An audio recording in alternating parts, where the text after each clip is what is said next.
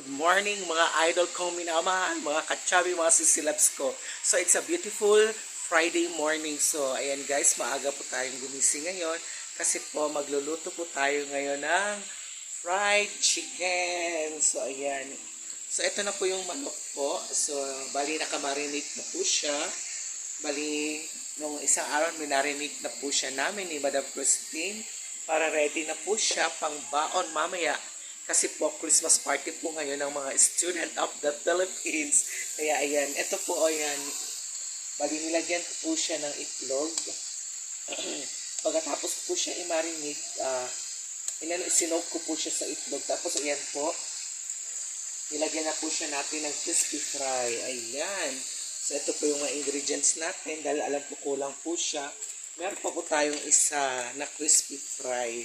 So ito po ang ating mga secret weapon, mga idols. Ayan. So, ito na po ang manok. Ayan. Kumukulo-kulo na po siya. So, iniintay ko lang po siya mag-golden brown para haunin na po natin ang ating manok. Ayan. So, diba, malapit na po siyang haunin. Konting-konting na lang po. Ayan, para masarap na yung ating crispy chicken. Juicy delicious. Ayan, juicy na siya mga idols. So, ayan po ang ating latest ngayon. Chika natin. So, kumusta po kayong lahat mga idol kong minamahal? So, nalalapit na po ang Pasko.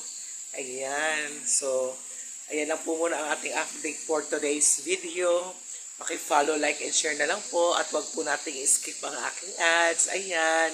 Para at least makatulong po yun sa akin. Para continue po ang ating pagko-content. So, once again, thank you and God bless us all. Bye! Mwah!